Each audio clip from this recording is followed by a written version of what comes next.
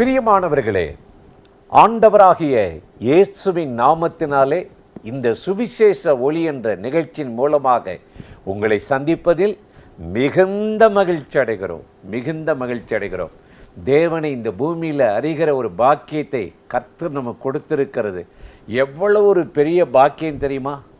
இருள் நிறைந்த உலகத்தில் ஆண்டவர் நம்மளை ஒளியாக வச்சிருக்கிறாரு. நமக்கு அந்த வெளிச்சத்தில் நடக்க ஆண்டவர் உதவி செய்திருக்கிறார். எவ்வளோ ஒரு சந்தோஷமான காரியம். பல வாரங்களாக இந்த நிகழ்ச்சிகளை நாம் இன்றைக்கு பல காரியங்களை பேசி நமக்கு தெரியாததெல்லாம் வேதத்தில் கர்த்தருடைய ஆவியானவர் தம்முடைய தாசன் மூலமாய் பேசி கொண்டிருக்கிறார். தொடர்ந்து இந்த நாளிலும் ஆண்டவருடைய இந்த சுவிசேஷ ஒளி என்ற நிகழ்ச்சிக்கு நம்முடைய அருமையான சகோதரன் கர்த்தருடைய தாசன் ஆண்டவருடைய தீர்க்கதரிசி வின்சென்ட் செல்வகுமார் அவர்கள் வந்திருக்கிறார்கள். நாம் அவர்களோடு இணைந்து உங்களை என் சார்பாக ஒரு வாழ்த்துகிறேன். இயேசுவின் நாமத்தில். நல்லா இருக்கீங்களா? நல்லா ரொம்ப சந்தோஷம். கடந்த முறை நம்ம பேசினது பல ஜனங்களுக்கு கண்டிப்பாக இந்த சுவிசேஷன்றது என்ன, நம்ம ஏதோ ஒன்றுதான் நினைச்சோம். அது ரட்சிப்பின் சுவிசேஷம், அது எப்படி தேவனோட கொண்டு போய் மனிதர்களை இணைக்கிறது, சுவிசேஷத்தை எப்படி படிப்படியாக சொல்லணும் அப்படின்றெல்லாம் பார்க்கும்போது நம்ம ஏதோ ஒன்றை பிடிச்சிக்கிட்டு இதுவரையும் வந்து ஓடணும், இன்னும் நிறைய பிடிக்க வேண்டியது இருக்கிறது. இது மாதிரி பல ரகசியங்களை சுவிசேஷன் சார்பில் இப்போ நம்ம சொன்னது வந்து 10% கூட இல்லை. இதை குறித்து இன்னும் விவரமான காரியங்களை பார்த்தீங்கன்னா சில விஷயங்கள் நம்ம வந்து ஆழமாக தியானிக்காததுனால நம்ம இதுதான் சுவிசேஷம், இதுதான் வசனம், இவர்தான் இயேசுன்னு நாமளாம் ஒரு அபிப்பிராயத்தில் ஒரு கட்டம் போட்டு கொண்டு வாழ்ந்துகிட்டு இருக்கிறோம். அப்போ நம்ம ஏற்கனவே சொன்ன மாதிரி ஒரு சுவிசேஷன் வந்த உடனே நான் எங்கே திருப்தி ஆயிடுறேன், இந்த ஊருக்கு போனேன், 3 நாள் கூட்டம் நடத்தினேன், நிறைய பேர் விடுதலையானாங்க, நிறைய பேர் சாட்சி சொன்னாங்க, சுவிசேஷ வேலை செஞ்சுட்டு வந்துட்டேன்னு நான் நினைக்கிறேன். என்ன ரொம்ப நல்லா பார்த்துக்கிட்டாங்க, நல்லா கவனிச்சாங்க, பேர் எவ்வளவு என்ன இது பண்ணாங்கன்றத ஒரு சந்தோஷத்தோட வச்சுட்டு சந்தோஷத்திலே அப்படியே நம்ம உள்ளதை இழந்துருவோம். நம்ம முழுவதுமாக இதெல்லாம் வந்து வாசித்து பார்க்கும் பொழுதுதான் நம்ம செய்ய வேண்டிய வேலையை முழுமையாக செய்யாம ஒரு குறிப்பிட்ட அளவில் செஞ்சுட்டு அதோட நம்ம திருப்தியாக இருக்கிறோங்கிறது நமக்கு தெரியுது. அப்போ ஒரு மனிதனை தேவனிடத்துல சேர்க்கிற வரைக்கும், சபையில சேர்க்கறது இல்ல, தேவனிடத்துல சேர்க்கிற வரைக்கும் வேலை செய்யறது தான் சுவிசேஷனுடைய முழுமையான ஒரு பணி அப்படிங்கிறது நமக்கு தெரியுது. அப்ப ஒரே நேரத்தில் நம்ம எல்லாத்தையும் சொல்லிட முடியாது. இயேசு சிலுவையில் மறிக்கும் போது கூட தேவாலயத்தின் திரைச்சலை 2 கிழிந்தது. அந்த தடுப்பு சுவரை தகர்த்து மனிதனுக்கும் தேவனுக்கும் உள்ள பிரிவை அகற்றி, இந்த தடுப்பு சுவரை அகற்றி இணைச்சிட்டார்.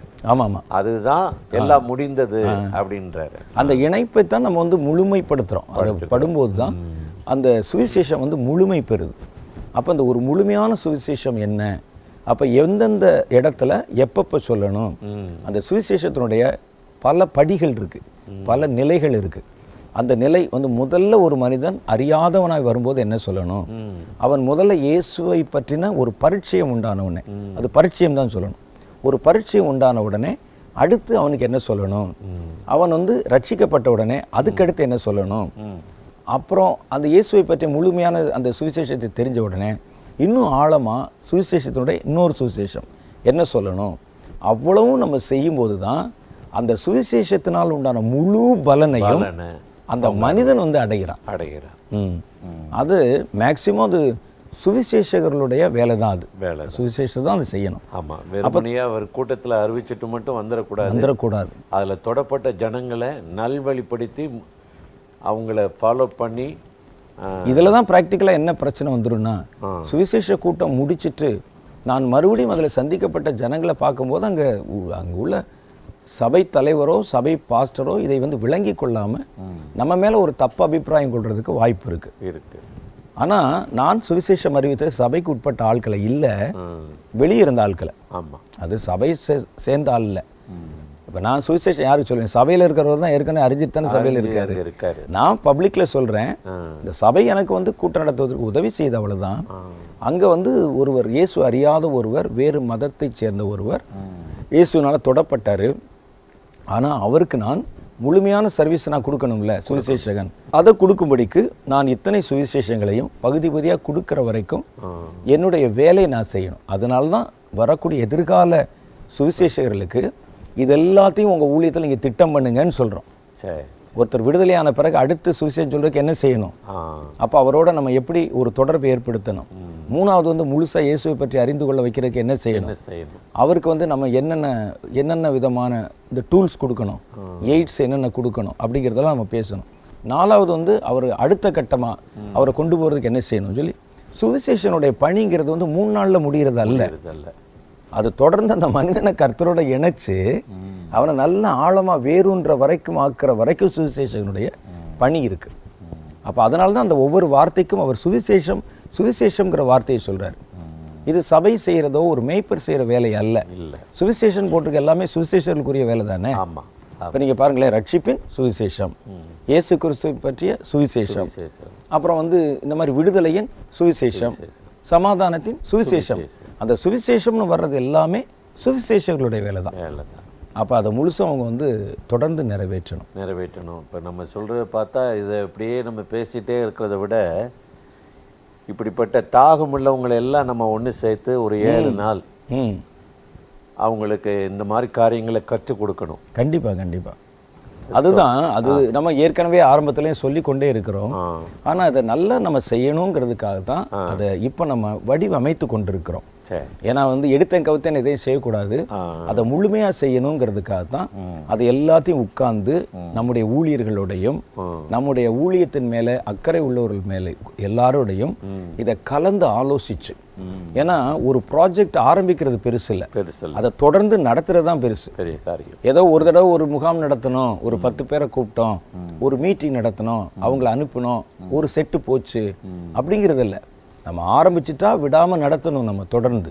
அப்போ இதுக்கு தான் நம்ம என்ன செய்கிறோன்னா, இன்னொரு கட்டத்தில் இந்த பணிகள் வேகமாக நடைபெற்று கொண்டிருக்கு. நம்ம எப்படி இதெல்லாம் வந்து ஜனங்களை கொண்டு வர்றது, யார் யாரை கொண்டு வர்றது, அவங்களுக்கு என்னென்னலாம் சொல்லித்தரது, அவங்களை எப்படி வந்து உருவாக்குறது, ஒரு 7 நாளில் எத்தனை ஸ்டெப்ஸ் வந்து அவங்களுக்கு சொல்லித்தரணும், அவங்கள ப்ராக்டிக்கலாக எப்படி பயன்பட வைக்கணும், வரங்களை எப்படி செயல்பட வைக்கணும், இதுக்கெல்லாம் இது நம்ம 2 பேர் மாத்திரம் செய்ய முடியாது. ஒரு டீம் வேணும் நமக்கு. அப்போ இந்த டீம் எல்லாத்தையும் நம்ம வந்து இணைச்சிக்கிட்டு அதுக்குண்டான வசதிகள் காரியங்கள் எல்லாம் நம்ம வந்து செய்ய ஆரம்பிச்சிருக்கிறோம். இதில் அதனால தான் நீங்கள் வந்து இப்போ நான் உங்கள்கிட்ட அதை பற்றி பேசும்போது சொன்னீங்க, இப்போ நிறைய பேர் வந்தாங்கன்னா அவங்க தங்க வைக்கிறதுக்கு உண்டான கட்டிடங்கள் கூட நான் கட்டிக்கிட்டு இருக்கிறோம்.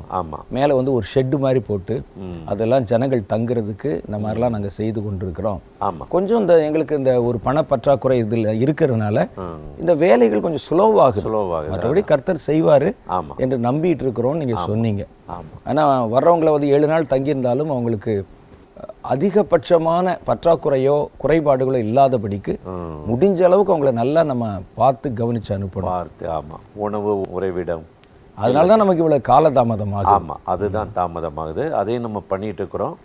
அது போக இப்போ நம்மளோட யார் யார் இந்த ஒரு இதில் இந்த பங்கெடுக்கணும்னு ஆசைப்பட்டு அவங்க தொடர்பில் இருக்கிறாங்க, அவங்க பேர்லாம் நம்ம வச்சுருக்கோம். ஆமாம், அதெல்லாம் சரியாக அவங்க இது மாத்திரம் இல்லை, சில சபை தலைவர்கள் கூட நாங்கள் வந்து, ஏன்னா நாங்கள் வந்து இதெல்லாம் சுவிசேஷர்கள் பேசிக்கிட்டு இருக்காங்க, எங்களுக்கு அதில் பங்கு இல்லைன்னு நம்ம சொல்லக்கூடாது. சபை தலைவர்கள் பொதுவாக என்னை பொறுத்தளவில் ஒரு சபை தலைவர் வந்து என்ன செய்யணும்னு நான் நினைப்பேன்னா, என் சபையில் இருக்கிறவங்களுக்கு யார் யாருக்கு என்ன அழைப்பை கர்த்தர் கொடுக்குறாருங்கிறத நான் கண்காணிக்கணும். என்னுடைய வேலை அது. நான் பாட்டுக்கு வந்து மேடையில் நின்று பிரசங்கம் மாத்திரம் பண்ணிட்டு போகக்கூடாது. என் சபையில் இருக்கிறாங்க. நான் போன முறை 4 மாடியில் ஒரு மீட்டிங் நடந்தபோது சொன்னேன், ஒரு நல்ல ஆரோக்கியமான சபை உங்கள் விசுவாசிகளை மேக்சிமம் 2 வருஷத்துக்கு மேலே உட்கார விடாதீங்க. நல்லா நீங்கள் ஸ்பீடாக சொன்னா 1 வருஷம் நினைச்சிருக்கேன். ஒரு வகுப்பில் 1 வருஷம் உட்கார்ந்து பாஸ் பண்ணிட்டு போனால் நல்ல மாணவன். சிலர் சொல்லுவாங்க, இவரெல்லாம் வந்து எங்கள் சபையினுடைய அஸ்திவாரங்க 25 வருஷமா இருக்காருங்க. 25 வருஷமா அதே சபையில் அதே இடத்துல அதே தூணில் சாஞ்சி தான் உட்கார்ந்துருக்காரு. இது வந்து அந்த சபையினுடைய ஆரோக்கியம் இல்லாத ஒரு தன்மையை தானே காட்டுது. அப்போ அவர் வந்து வளர்ந்துட்டா அவருக்கு வந்து அவர் கர்த்தருக்குன்னு கனி கொடுக்கணும், போய் இறங்கி அவர் ஊழியம் பண்ணணும். அவரை கனி கொடுக்க வைக்கிறதுக்கு தானே எனக்கு சபை. அப்போ இது வந்து என்னுடைய தாட்டு, இது வந்து என்னுடைய தாட்டில் வேதத்திலிருந்து நான் புரிந்து கொண்ட காரியம். அப்போ ஒரு உண்மை. அப்போ ஒரு சபை தலைவர் வந்து அவன் படித்து பாஸ் பண்ணிட்டா நல்ல மாணவன். ஆமாம்.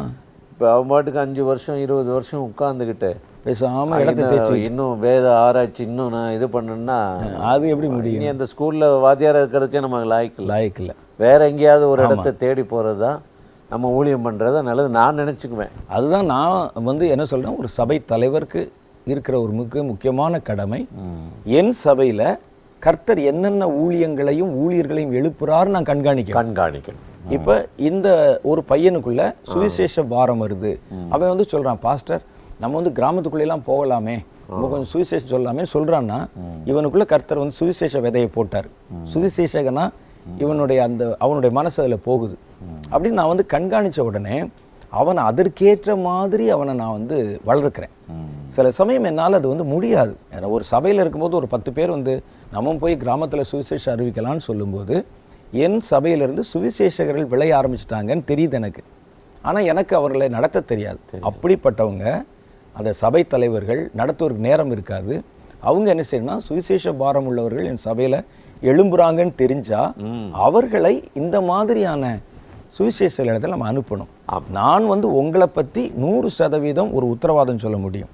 நம்ம இடத்துல வந்து எந்த ஒரு சபையை சேர்ந்தவர்கள் வந்து கல்வி கற்றுட்டு போனாலோ ப்ராக்டிஸில் போனாலோ பின்தொடர்ந்து அவங்கள நம்ம தொந்தரவு பண்ண போகிறதில்ல. அவங்க அந்த சபைக்கு தான் கனி கொடுக்க போகிறாங்க, இருக்கணும், அந்த சபையில் தான் அந்த வேலை செய்ய போகிறாங்க. நம்ம அப்படி தான் இது வரைக்கும் ஊழியத்தை நடத்திட்டு வந்திருக்கிறீங்க. அதனால வந்து அவங்க தைரியமாக நம்பி அனுப்பலாம். அந்த காரியங்கள்லாம் சொல்லி கொடுத்து ஒரு சபையில் சுவிசேஷங்கள் இருப்ப சபைக்கு தான் லாபம். நானும் சில சபை பாஸ்டர்களோடு நான் பேசிட்டு தான் இருக்கிறேன். சில பேர் ரொம்ப அதை நல்ல காரியம் அப்படின்னு சொல்லி முடிஞ்சா அவங்களே ஒரு நாள் நம்ம வர வச்சு அவங்கள வந்து அவங்களையும் வந்து நடத்த சொல்லலாம். நிறைய போதகர்கள் சபைக்கும் சுவிசேஷர்களுக்கும் என்ன தொடர்பு, அவங்க எப்படி வந்து அந்த சபைக்கு கட்டுப்பட்டு நடக்கணும், அதெல்லாம் அவங்க வந்து சொல்லி கொடுக்கலாம். சொல்லி கொடுத்து எப்படி ஒரு சபையை வந்து சுவிசேஷர்களை என்கரேஜ் பண்ணி புதுசாக ஒரு ஊரில் ஒரு கிராமத்தில் போய் ஒரு ஊழியம் பண்ண வச்சு ஒரு ஃப்ளாட் ஆக்கிட்டா அவங்க வந்து ரொம்ப ஈஸி. அதனால நம்ம மட்டும்தான் இல்லை, சபைகளுக்கு விரோதமாகவும் நம்ம எதையும் செய்ய போகிறதில்ல. நம்ம இணைந்து இது தேவனுடைய ஊழியம், ஒரு தகப்பனுடைய ஊழியத்தை நம்ம இதில் சாத்தானுடைய தந்திரம் என்னன்னு கேட்டிங்கன்னா, கொஞ்ச காலத்துக்கு முன்னால் இருந்தே சபை மேய்ப்பர்களுக்கும் சுவிசேஷர்களுக்கும் இடையில ஒரு பகை உணர்ச்சி உண்டாக்கிட்டான், தடுப்புச்சோறாக்கிட்டான். இவன் சபையை உடைக்கிறவன் அல்ல சபைக்கு கீழ்ப்படியாதவன், இவன் வந்து அப்படியே சுற்றி திரிகிற ஆவி. ஒரு சபை பாஸ்டர் சொன்னதை நான் என் காதுபட கேட்டிருக்கிறேன். இது வந்து பார்த்தீங்கன்னா இந்த சுவிசேஷகர்கள் வந்து வெளியே போய் தானே சுவிசேஷம் சொல்லுவாங்க, சபைக்குள்ளே சொல்லுவான். அப்படி வெளியே போகிறவங்கள இவர் எப்படி வந்து வர்ணிக்கிறாரு அப்படின்னு சொன்னால், ஒரு நல்ல உபதேசம் பண்ணக்கூடிய ஒரு போதகர் அவர் சொல்கிறாரு, சில ஆவிகள் அந்த அவாந்தர வெளியிலே சுற்றி திரிந்து போட்டிருக்குல்ல, அப்போ இவனுக்குள்ளே இருக்கிற ஆவி சபை கட்டுப்பட விட மாட்டேங்குதுல்ல. கிராமத்துக்கு போகணுங்கிறான், பட்டணத்துக்கு போகணுங்கிறான், மேடைக்கு போகணுங்கிறான். அப்போ இவன் தான் அசுத்தாவி. அப்போ அவருடைய புரிந்து கொள்ளுதல் பாருங்க, தனக்குத்தானே பிரிஞ்சிருக்கு. ஆனால் வசனத்தில் என்ன போட்டிருக்கு, அவர்கள் எங்கும் சுற்றி திரிந்து பிரசங்கம் பண்ண. அப்போ அவன் அந்த ஆவியில் பிடிச்சவனா? ஆமாம். அப்போஸ்தலர் 8வது அதிகாரத்தில் சிதறி போனவர்கள் எங்கும் திரிந்து சுவிசேஷம். இயேசு கிறிஸ்து எங்கும் சுற்றி திரிந்தார், நன்மை செய்கிறவராக சுற்றி திரிந்தார். அப்ப சுற்றி திரிஞ்சாலே அசுத்தாவியா? இது என்ன கான்செப்ட் இது? இந்த மாதிரி ஒரு தப்பறையான காரியங்கள் வந்து இந்த சபை போதகர்களுக்கும் சுவிசேஷர்கள் நடுவில் ஒரு பெரிய பிளவை உண்டு பண்ணி இதை நம்ம வந்து சரி பண்ணணும். ஏன்னா சுவிசேஷம் இல்லாமல் சபை வளராது. சுவிசேஷத்தினால தான் சபை வந்து விருத்தி ஆகும். சுவிசேஷர்களை வந்து நம்ம கலட்டி விடக்கூடாது. அவங்கள வந்து நம்ம சபையினுடைய வளர்ச்சிக்கு பயன்படுத்தி கொள்ளணும். இது சொல்லும்போது நான் சார்ந்திருந்த திருச்சபையில், கத்தோலிக் திருச்சபையில் ஆரம்பத்தில், நீ சபைக்குள்ளே இருந்தே ஊழியம் செய்யலாமே, ஏன் நீ வந்து தனியாக போகணும், அங்கங்கே போகிறேன் இங்கே போகிறேன்ட்டு. இப்போ எனக்கு ஆண்டவர் உணர்த்தினது, வெளியில் அறியாத ஜனங்கள் எவ்வளோ பேர் இருக்காங்க. இங்கேனா இதுக்கு 1000 பதில் சொல்லணும், விளக்கம் சொல்லணும், இங்கே போய் பெர்மிஷன் வாங்கிட்டு வா, அவரை போய் பார்த்துட்டு வா, இங்கே இவ்வளோ நேரம் தான் நடத்தணும். ஒரு பிசாசு ஓடி போச்சு, அந்த இடம் கொடுத்தவங்க சொன்னாங்க, நாங்கள் வெள்ளை பண்ணி வளர்த்தோம், நீ வரட்டின பிசாசு அந்த பண்ணிக்குள்ளே போய் செத்து போச்சு, எங்களுக்கு பாதிப்பாயிருச்சு, இனி இங்கே ஜெபம் நடத்தாதுன்ட்டாங்க. இப்படி பல பிரச்சனைகள். அப்போ அவங்க சொன்னாங்க, உனக்கு இதை தர அதை தரணும். ஆனால் ஆண்டவர் சொன்னார், என்னை அறியாத ஜனங்கள் எவ்வளோ பேர் இருக்காங்க, சபைக்கு வெளியே எவ்வளோ பேர் இருக்காங்க. அதை நம்ம புரிஞ்சுக்கணும். நம்ம வந்து தேவனுடைய ஊழியத்தை செய்கிறோம். அவர் ஒரு ஆளை ரட்சித்து ஒரு தாகத்தோட யார் போவா, எவன் என் காரியமாக போவான்னு காத்துட்டு இருக்கிறார். அதை போய் என்ன கேட்டு தான் செய்யணும், என்ன கேட்டு தான் தும்மணும். கொரோனா அப்படியே வந்துகிட்டு இருந்துச்சு. அதானே, யாரை கேட்டும் இல்லை, அது பாட்டுக்கு வந்து முழு உலகத்தையும் நம்ம தான் அதுக்கேற்ற மாதிரி நம்மளை மாற்றிக்கிட்டோம். அப்போ நமக்கு யாருமே எதிரி கிடையாது. நம்ம நடத்துகிற இந்த செமினாரில், நம்ம நடத்துகிற இந்த கேம்ப்ல எல்லாம் நல்ல தேவ அபிஷேகம் பெற்ற கர்த்தரோடு நடக்கிற போதக பிதாக்களை வச்சு தான் நம்ம இணைந்து செய்ய போகிறோம். இந்த ஊழியங்கள் சுவிசேஷர்கள் போதகர்களோடு இணைந்து எப்படி செய்யறன்றது தான் நம்ம பொதுவாக இன்னைக்கு நம்ம பிரயாசப்பட்டுக்கிட்டு இருக்கிறோம். அந்த காலம் முடிஞ்சு போச்சு. நம்ம வலியுறுத்தி சொல்ல வேண்டிய ஒரு காரியம் என்னன்னு கேட்டிங்கன்னா, மேய்ப்பர்களும் சரி, சபை பாஸ்டர்களும் சுவிசேஷர்களும் ஒருவருக்கொரு விரோதமானவர்கள் அல்ல. அவன் இணைஞ்சு நம்மளை மோத விட்டு அவன் சேஃப்டியா உட்கார்ந்து இருக்கிறான். அதான் கர்த்தருடைய வசனத்துல என்ன சொல்லுதுன்னா, சபையானது பூரண வளர்ச்சி அடைந்து கிறிஸ்துவின் நிறைவான வளர்ச்சிக்கு ஏற்ற வளர்ச்சி அடையும்படி அவர் உங்களில் சிலரை அப்போஸ்தலராகவும், சிலரை தீர்க்கதரிசியாகவும், சிலரை சுவிசேஷகராகவும், மேய்ப்பராகவும், போதகராகவும் ஏற்படுத்தினார். அப்ப ஒரு மனிதன் கிறிஸ்துவனுடைய நிறைவான வளர்ச்சிக்கு ஏற்ற வளர்ச்சி அடையணும்னா இந்த 5 பேருடைய சர்வீஸ் வேணும். கண்டிப்பா. இங்க ஒரே ஆளுடைய சர்வீஸ்ல எப்படி வளர முடியும்? அப்ப நான் ஒருவர் நம்ம வந்து நல்லா விளங்கி இட்லி மட்டும் அவிச்சு வச்சிருக்கேன், சட்னி இல்ல, சாம்பார் இல்ல, அப்படி சாப்பிட்ட போனா எப்படி இல்லை. நான் அதுதான் வந்து அடிக்கடி ஒரு காரியம் சொல்லுவேன். உதாரணம், நான் வந்து ஒரு மனிதனாக வந்து வெளியே சமுதாயத்தில் உலாவுறதுக்கு எனக்கு பின்னால் பல பேர் சர்வீஸ் பண்ணியிருப்பாங்க. ஆமாம். எனக்கு ஒருத்தர் ஹேர் கட் பண்ணி விட்டுருப்பார். ஆமாம். ஏன்னா வந்து இந்த கொரோனா காலத்தில் இந்த ஹேர் கட்டு பார்பர் ஷாப்லாம் சலூன்ஸ் எல்லாம் மூடின பிறகு பார்த்தீங்கன்னா அதுக்கு ஜெபம் பண்ண வேண்டியது. ஆண்கள் நிறைய பேர் வந்து காட்டுப்புறாங்க வேறு ஆகி ஃபேஸ்புக் ட்விட்டரில் படம் எடுத்து போட்டுக்கிட்டு இருந்தான் எல்லாரும். அப்போ ஒரு மனிதன் எனக்கு பின்னால் அவருடைய ஒர்க் இருக்குது. நான் என்னுடைய ட்ரெஸ் போடுறேன், ஒரு டெய்லர் வேணும், நானாவே தைச்சு போட முடியும். அப்ப அவருடைய ஒர்க் இருக்கு. செப்பல் போடுறேன், அதுக்கு ஒருவருடைய ஒர்க் இருக்கு. சாப்பிடுறேன், அதுக்கு ஒருவருடைய ஒர்க் இருக்கு. அப்ப என்னை ஒரு மனிதனாக மாற்றி காட்டுறதுக்கே 10 பேர் வேலை செய்யும். நான் பரிபூர்ணம் அடைகிறதுக்கு எத்தனை பேர் வேலை செய்யணும்? அப்ப நான் வந்து ஒருத்தர் மாத்திரம்தான் நானே தான் செய்வேன், நீ வெளியே எங்கேயும் போகக்கூடாது, பார்க்கக்கூடாது, உட்கார்ந்து இருக்கணும், நான் பேசிக்கிட்டே இருப்பேன், நீ கேட்டுக்கிட்டே இருக்கணும்னு சொன்னா இவன் வந்து எப்படி வளருவான்னு சொல்லுங்க பார்ப்போம். எப்படி வளருவான்? நிறைவான வளர்ச்சி அடைவான். அப்போ ஆண்டவர் சொல்றாரு, கிறிஸ்துவனுடைய நிறைவான வளர்ச்சியை அடையும் பொருட்டு உங்களில் சிலரை அப்போஸ்தலராகும் அப்படின்னு போடுறாரு. அப்போ இந்த 5 பேருடைய சர்வீஸ் வேணும். அப்போ இவங்களுக்குள்ள முதல்ல ஒரு புரிதல் வேணும். இவர் தீர்க்கதரிசி, இவருடைய சர்வீஸ் நமக்கு வேணும், இவர் சுவிசேஷகர், இவர் சர்வீஸ் வேணும், இவர் அப்போஸ்தலர் சர்வீஸ் வேணும் அப்படின்னு நம்ம நினைக்கணும். உடனே என்னுடைய ஊழியத்தை நான் செய்கிறதுனால மற்ற ஊழியத்தை அற்பமாகவோ, அதை எதிரி ஊழியமாகவோ, அல்லது அதை ஒரு கள்ள ஊழியமாகவோ கற்பிச்சிடக்கூடாது. இப்போ வந்து தீர்க்கதரிசியே கிடையாது, எல்லாருமே கள்ளர்கள் அப்படின்னு சொல்றது தப்பு. அது எப்படி சபை இருக்கிற காலம் வரைக்கும் தீர்க்கதரிசி இருப்பான்ல, அவன் எங்க இருக்கிறான்? ஏன் பேச விட மாட்டேங்கிறீங்க? அப்போ அவர்கள் எல்லாம் முடக்கப்பட்டிருக்கிறாங்க. ஒன்று, சபை இருக்கிற கடைசி நிமிஷம் வரைக்கும் சுவிசேஷன் இருப்பான்ல, ஏன் அவனை வந்து சபைக்குள்ள வைக்க மாட்டேங்கிறீங்க? அப்போ இந்த மாதிரி எல்லாரோடும் ஒரு ஐக்கியத்தை உண்டாக்குறது தான் இந்த நிகழ்ச்சியினுடைய நோக்கம். அதனால நாம் செய்கிற இந்த காரியத்தில் நம்ம வந்து ஒரு பகுதியை மாத்திரம் தான் நம்ம செய்கிறோம். சுவிசேஷகர்களை எழுப்புவதும் அவர்களை வந்து நல்லா உருவாக்குவதும் இது சபைக்கு எதிரானது அல்ல, சபையினுடைய சட்டம். அதனால் சபைகள் வந்து இணைஞ்சே நமக்கு வந்து ஆதரவு தெரிவிக்கலாம். எங்கள் இதில் ஒரு டீம் இருக்கிறாங்க, ஒரு வாலிபர்கள் ஜெபம் பண்ணிட்டு இருக்கிறாங்க, ஒரு ஜெபக்குழுவாக இருக்கிறாங்க. அவங்களுக்கு என்ன ஆசைன்னா, நாங்கள் கிராமத்துக்கெல்லாம் போகணும், சுவிசேஷம் அறிவிக்கணும், இயேசுவை பற்றி சொல்லணும்னு ஆசைப்படுறாங்க. ஆனால் எங்களுக்கு வந்து அது வந்து உருவாக்குவதற்கு டைம் இல்லை.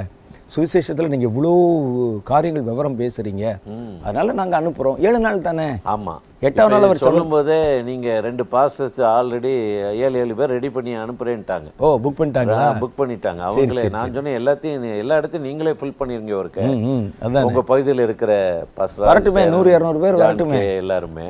இப்படி நிறைய போதகர்கள் தொடர்பில் இருக்காங்க. நம்ம நல்ல தேவ ஊழியர்களோடு போதகர்களோடு நம்ம ஒரு ஐக்கியம் வச்சு என்ன வந்து நான் வந்து எப்போவுமே எல்லா ஊழியர்களையும் இயேசுவின் நாமத்தை அறிஞ்ச யாராக இருந்தாலும் இருதயத்தில் கனம் பண்ணி பழகின ஆள். நான் தான் போய் பேசணும் அப்படின்னு ஆசைப்பட்டதும் கிடையாது. அவங்க வழியாக ஆண்டவர்கிட்ட என்ன பேச விரும்புகிறான்னு உட்கார்ந்து கேட்டு வராள். அதனால் வர்ற நாட்களில் இதை பற்றி நம்ம பல போதர் டாக்டர் செல்வின் ஒட்டன்சத்திரத்தில் இருக்காங்க, இப்படி பாஸ்டர் பெஞ்சமின் மதுரையில் இருக்காங்க, அவங்களோடெல்லாம் நான் நல்லா பேசி ஒரு உறவு வச்சுருக்கேன். அந்த சபைகளுக்கு போகிறேன், நிறைய சபைகளை சொல்ல முடியும். அவங்ககிட்ட நம்ம அதை விலைக்கு அவங்களும் நம்ம சீக்கிரம் அந்த நேரலை நிகழ்ச்சியில் இந்த நிகழ்ச்சியில் கூட அவங்களும் ஒரு நாள் உட்கார வச்சு நம்ம பேச போகிறோம். சரி, பேசி வருகிற நாட்களில் எப்படியாவது இந்த சுவிசேஷ ஒளி இந்த தேசத்துக்கு கொண்டு போகணும். அதுதான் நம்முடைய அதுதான் இருளை விரட்டணும், வெளிச்சத்தை பிரகாசிக்க பண்ணணும். அதுக்கு தான் நம்ம இப்போ பேசிட்டு இருக்கிறோம். அதுதான் இதை பற்றி என்னுடைய அபிப்பிராயம் என்னன்னு கேட்டா, தன் சபை விசுவாசிகளின் அக்கறையும் வளர்ச்சியும் விரும்புகிற யாரும் எந்த ஊழியக்காரனையும் விரோதியா நினைக்க மாட்டாங்க. எல்லா பிரிவு ஊழியம் தேவைன்னு நினைப்பாங்க. அதுதான் முக்கியமான ஒரு அடையாளம். அதை விட்டுட்டு நான் மாத்திரம்தான், எங்க பேர்ல மாத்திரம்தான் பரலோகத்துல பேர் எழுதிருக்குன்னு சொன்னால் அது என்னுடைய வளர்ச்சிக்கு எதிரான காரியத்தை அவங்க செய்யறாங்கன்னு அர்த்தம். முந்தின மீட்டிங்ல நம்ம பார்த்தது என்னன்னு கேட்டீங்கன்னா, சமாதானத்தின் சுவிசேஷத்தை அதை பாதி கேட்க வந்திருந்தோம். அப்ப சுவிசேஷத்துல பல வகைகள் இருக்கிறது. ஒவ்வொன்றும் ஒவ்வொரு காலகட்டத்தில் சொல்லப்பட வேண்டும். கிறிஸ்துவின் சுவிசேஷம், ரட்சிப்பின் சுவிசேஷத்தை போன முறை பார்த்தோம். தேவனோட எப்படி ஒரு மனிதன் மீண்டும் இணையும் போது அது ஒரு ரட்சிப்பின் சுவிசேஷம். ஆமா. இப்போ இந்த சமாதானத்தின் சுவிசேஷம் அப்படின்னு சொல்லி நீங்க சொன்னீங்க. ஆமா, அந்த வசனத்துல வந்து சமாதானத்தின் சுவிசேஷத்தை பற்றின செய்தி இருக்கிறது. எங்கன்னா எபேசியர் 2:17 அந்த வார்த்தை இருக்கு, சமாதான சுவிசேஷம், சமாதானத்தின் சுவிசேஷம். அப்போ இதைத்தான் நம்ம வந்து பார்க்கும் பொழுது நான் ஆரம்பித்தேன். என்ன சொன்னேன்னா, 3 விதமான சமாதானம் இருக்கு. சமாதானத்தில் 3 டைப் இருக்கு. இந்த 3 பற்றின செய்தியுமே இந்த சுவிசேஷத்தில் இருக்கு. ஒன்று வந்து மன சமாதானம், எனக்குள்ளே உண்டாகிற சமாதானம். சிலருக்கு பார்த்தீங்கன்னா எல்லா வசதி இருக்கும், ஏன் இப்படி இருக்குன்னு தெரியாது. ஆனால் மனதில் ஒரு சமாதானம் இல்லாமல் அப்படியே ஒரு பேயறிஞ்ச மாதிரி தெரியும். 26:3 இருக்குல்ல, உறுதியாய் பற்றிக்கொள்ள மனதை உடையவன் பூரண சமாதானம். அப்போ சமாதானத்தை சுவிசேஷமாய் கூறி அறிவிக்கிறவனுடைய பாதங்கள் எவ்வளவு அழகா இருக்குன்னு கர்த்தர் சொல்றார். அவன் சமாதானத்தை சுவிசேஷமா அறிவிக்கிற சுவிசேஷம் அந்த இடத்துல போட்டிருக்கு. அப்ப இந்த சமாதானத்தின் சுவிசேஷம் ஒன்று வந்து முதல்ல மன சமாதானத்தை குறிக்குது. அது எப்படி கிரியை செய்துங்கிறத பற்றி நீங்கள் வந்து நிறைய விளக்கங்களோட நீங்கள் பல பேரை பார்த்துருப்பீங்க. அவனுக்கு வந்து சரீரத்தில் சோமெல்லாம் இதெல்லாம் நல்லா இருக்கும், வேற வந்து பிசாசு பேயெல்லாம் இருக்காது. ஆனால் மன சமாதானம் இல்லாமல் குழப்பத்தில் இருந்த ஆட்கள் விடுதலையானது பார்த்துருப்பீங்க. ரெண்டாவது சமாதானம் மனிதர்களோட மனிதர் சமாதானம். மூன்றாவது மனிதனுக்கும் தேவனுக்கும் இடையில இருக்க சமாதானம்.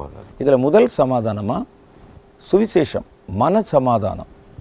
அப்படிப்பட்ட ஆட்களுக்கு என்ன சொல்லணும், அவங்களுக்கு வந்து என்ன மாதிரி சுவிசேஷம் அறிவிக்கணும் அப்படிங்கிறத பற்றி சொல்லணும். உங்களுடைய ஊழிய பாதையில் எல்லாம் இருந்தும் எனக்கு ஒரு சமாதானம் இல்லையேன்னு சொல்லி அப்படி அலைஞ்சு திரிகிற சில ஆட்களை பார்த்துருப்பீங்க. அவர்கள் வந்து அந்த உண்மையான சமாதானத்தை பெற்றுக்கொண்டு போனதை பார்த்துருப்பீங்க. அவங்களுக்கு நீங்கள் என்ன சொல்லி அந்த சமாதானத்தை கொண்டு வந்தீங்க, அந்த சுவிசேஷம் வந்து எப்படிப்பட்டதாக இருக்கும், எதை சொல்லணும் அப்படிங்கிறத பார்க்கணும். சமாதானத்துக்கு முதல்ல இவங்க ஆண்டவராக இயேசு வந்து மார்த்தாவை பார்த்து சொல்றாரு அந்த லூக்கா 10ஆம் அதிகாரத்தில், நீ பற்பல காரியங்களை குறித்து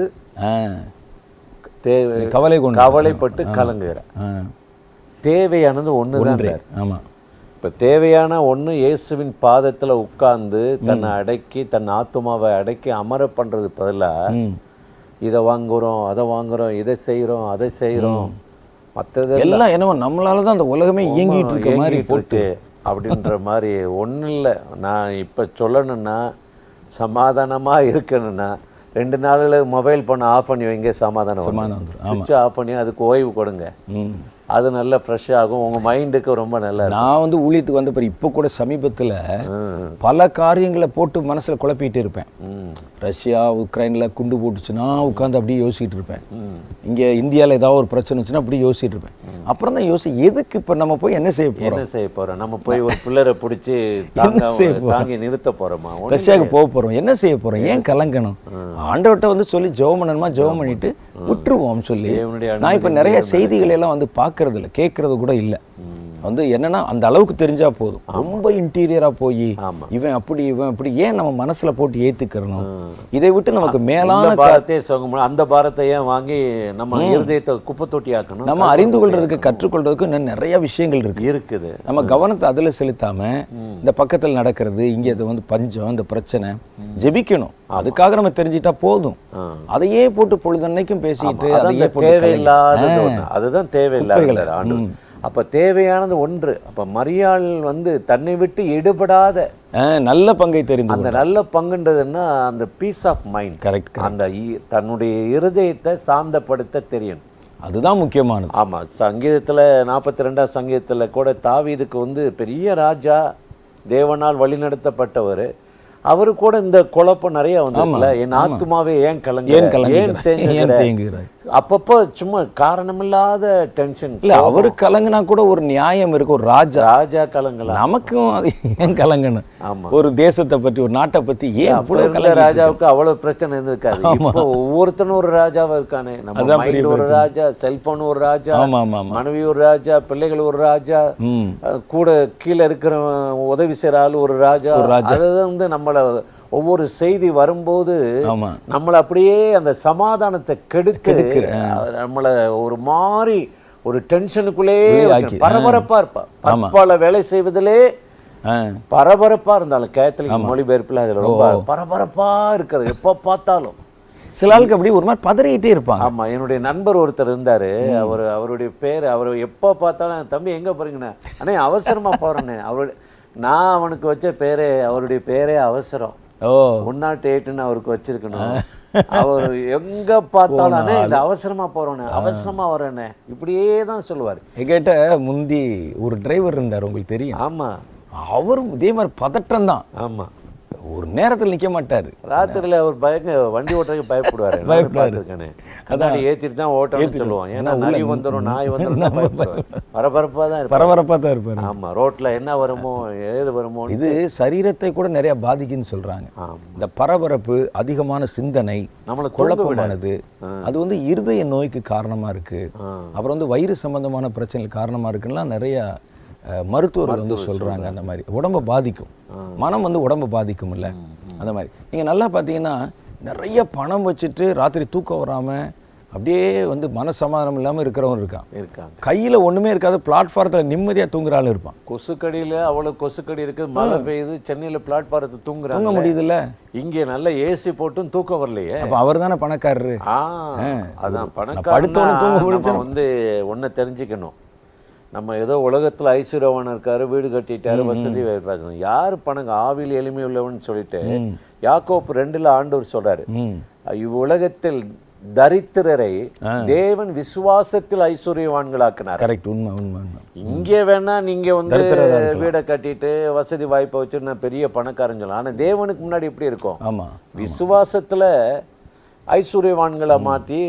அதுதான் இன்னைக்கு ரோட்ல பார்த்தீங்கன்னா நிறைய வாகனங்களுடைய பெருக்கம். இதே மதுரையை வந்து நம்ம ஒரு 25 வருஷத்துக்கு முன்னால பார்த்த மதுரை வேற, இன்னைக்கு பார்க்குற மதுரை வேற. 25 வருஷத்துக்கு முன்னால 30 வருஷத்துக்கு முன்னால பார்த்த சென்னை வேற, இன்னைக்கு பார்க்குற சென்னை வேற. வாகனங்கள் பெருக்கம். ஆனா அவ்வளோ பேர் எல்லாருமே கார் வச்சிருக்கிறாங்க, ஆனா எல்லாருமே லோன்ல இருக்காங்க. எல்லாருமே கடன் வாங்கிட்டு அந்த மன பாரத்தோட கார் ஓட்டிட்டு இருக்காங்க. இது எதுக்கு? அதான் நம்ம சொல்றோம், வந்து மன சமாதானத்தை கெடுக்கக்கூடிய தேவையான ஒண்ணை விட்டுட்டு தேவையில்லாத அந்த 99 தேடுறதுனாலதான் இவ்வளவு சமாதான குறைவு ஏற்பட்டு மன அமைதி இல்லாம தூங்க முடியல. எந்திரிச்ச உடனே இன்னைக்கு இந்த லோன் கட்டணும், அதை லோன் கட்டணும், ஆமா இவர் வருவாரு, அவர் வருவாரு, வீட்டு லோன்ல இருக்குது, கார் லோன் இருக்குது. இதே ஒரு பரபரப்பா இருந்து ஜெபிக்க முடியாம, ஆண்டவர்கிட்ட போக முடியாம, ஆலோசனையும் கேட்காம நம்மளா இழுத்துக்கிட்ட பிரச்சனை.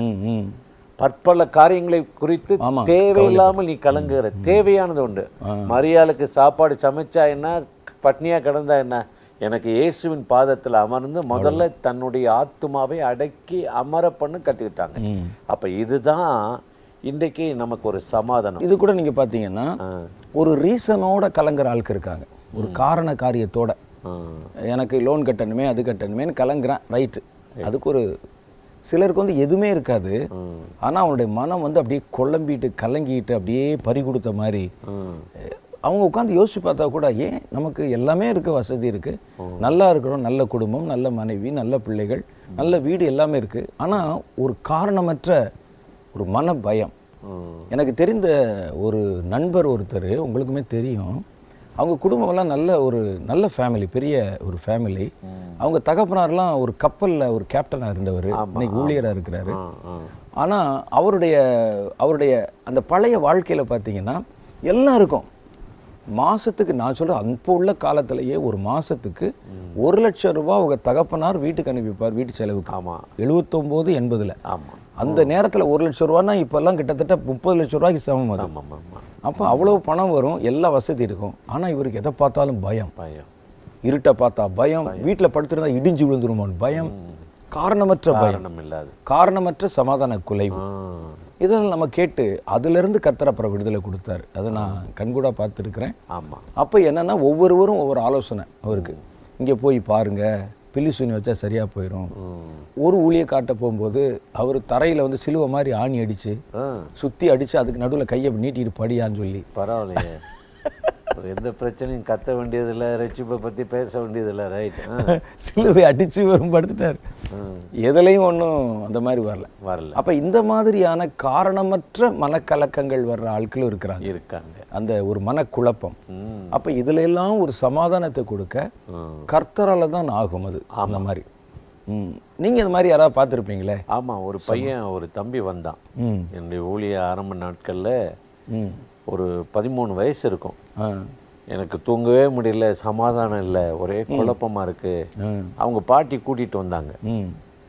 என்ன படிக்கிறேன்னு அவன் அப்போ வந்து 9th or 10th சொன்னான். சரி, ஞாபகம் இல்லை, படிக்கிறதுக்கான். அப்போ எனக்கு தூக்கம் இல்லை, ஒரே கலக்கமாக இருக்குது. ஏன்னா உலகத்தில் நிறைய ஏழைகள் இருக்காங்க. சரி, நீ என்ன செய்ய போகிற என்னுடைய கேள்வி அதுவாக இருந்துச்சு. நீ என்ன செய்ய போகிற அப்படின்ட்டு நான் சொல்லுவது 91. ஓ சரி. அப்போ அவன் சொன்னான், எனக்கு ஒரு 10 கோடி ரூபா கிடைச்சிருச்சு, கடவுள் கொடுத்துட்டாருன்னா என்னால் முடிஞ்ச ஏழைகளுக்கு உதவி செஞ்சு கொஞ்சம் தூக்கி விட்டுருவேன். எத்தனை ஏழைக்கு தான் செய்வ நீ? சரி, 10 கோடி கிடைக்கல, எத்தனை கோடி ஏழை இருக்காங்க, எத்தனை கோடி ஏழைகளுக்கா எவ்வளோ பேர் செய்ய? இது உனக்கு இப்போ வந்து நீ படிக்கிற வயசு, இது தேவையில்லாத கவலை. இதையே நீ போய் ரோட்டில் போனதை போய் நீ இழுத்து போட்டுக்கிட்டு சரி உன் மனசில் போட்டுட்டு கலங்குற. இப்போ வந்து நீ வந்து கடவுளை தேடணும், படிக்கிறதுல கவனம் செலுத்து. அதை விட்டுட்டு நீ வந்து இப்போ கவலைப்பட்டு நீ எனக்கு இவ்வளோ வேணும் அவ்வளோ வேணும், இது நாளடைவில் என்ன ஆயிரும், வேற மாதிரி கொண்டு வந்தோம். நிறைய ஏழைகள் இருக்காங்க, கொள்ளையடி, இப்படித்தான் நிறைய தீவிரவாத குழுக்கள் உலகம் பூரா பரவாயில்லை.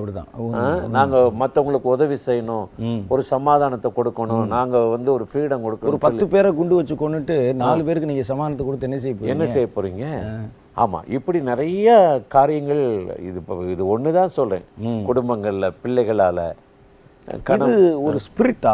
ஆமா, சொல்லலாம். ஏன்னா ஆவிகளால் உண்டாகிறதும் இருக்குல்ல, மன சமாதானத்தை எடுத்து போடுகிற ஆவிகள்னு.